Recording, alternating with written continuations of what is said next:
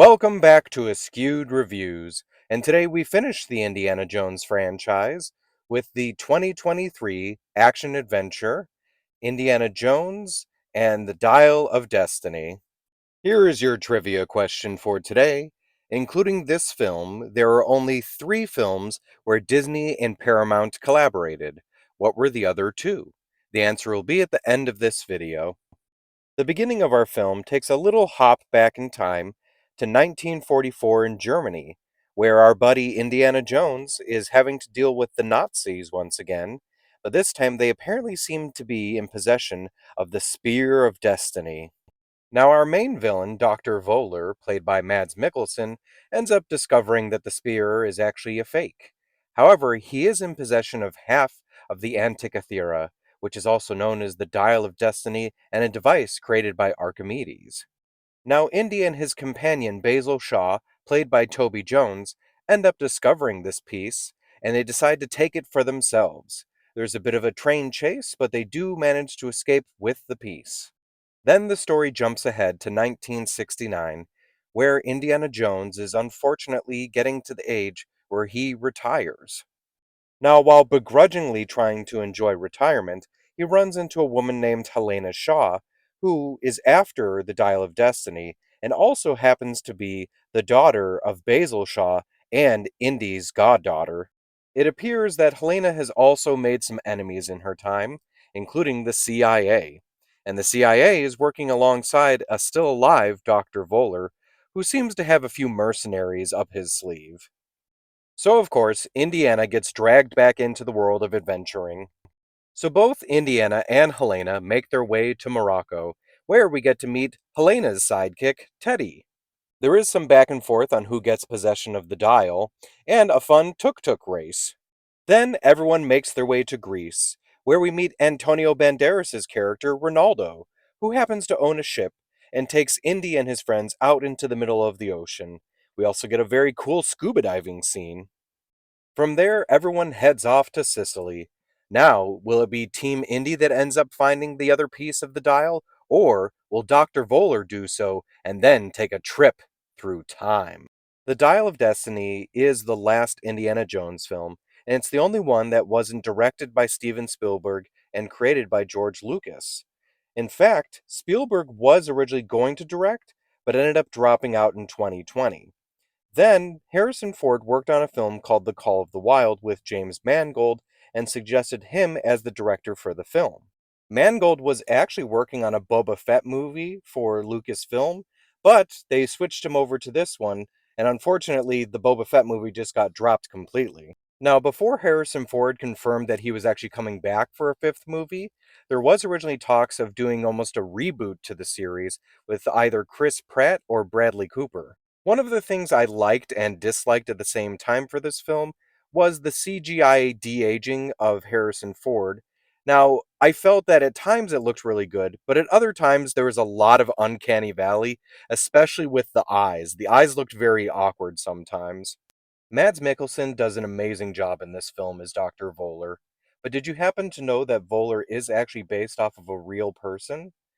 The real person is Werner von Braun, an ex-Nazi scientist who did in fact work with NASA on our rockets. Apparently, there were a few actors who were very interested in playing the villain for this film, including Mark Hamill, Liam Neeson, and Ryan Gosling. Phoebe Waller-Bridge is really good as Helena in this movie, although I am glad that they didn't try to do a passing of the torch and have her become the new Indiana. If they end up doing some sort of spin-off, I think I'd be okay with it. The character of Teddy, played by Ethan Isidore, is also a great addition to the Indiana Jones franchise. He's no short round, but I did enjoy him, and I'm really glad that he was actually more of Helena's sidekick than Indy's.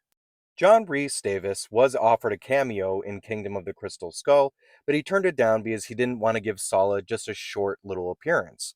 So when they offered him a larger one for this film, he excitedly came back for it.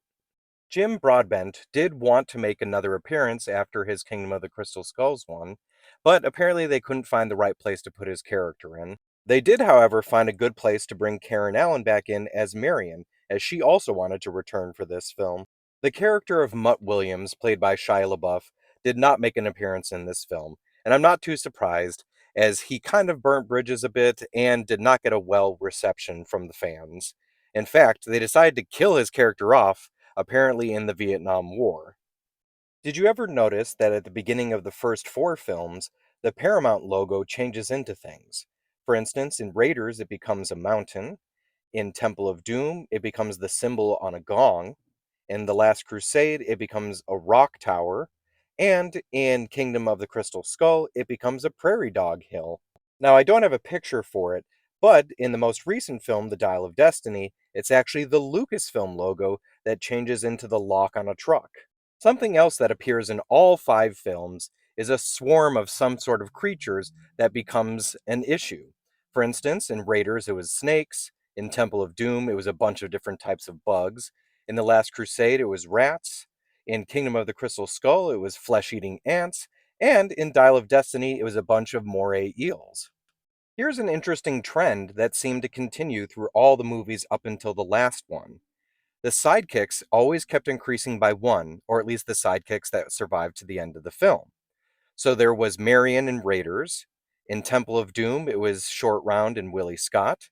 In The Last Crusade, it was Henry Jones Sr., Marcus Brody, and Sala. In Kingdom of the Crystal Skull, there was Marion, Mutt, Mac, and Dr. Oxley. But in Dial of Destiny, it's only Helena and Teddy. Here are some odd occurrences for only the odd numbered movies. So, in the first, third, and fifth movies, the Nazis are the bad guys. Also, in the first, third, and fifth movies, Sala appears as a sidekick. Here's an interesting occurrence that happened with all of the treasures when it comes to the even and odd movies.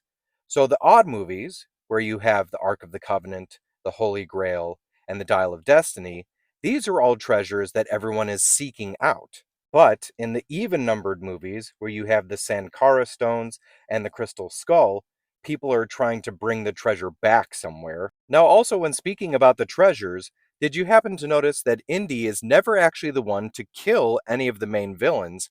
In fact, it's always due to the treasure and what it can do, or something related to the treasure itself.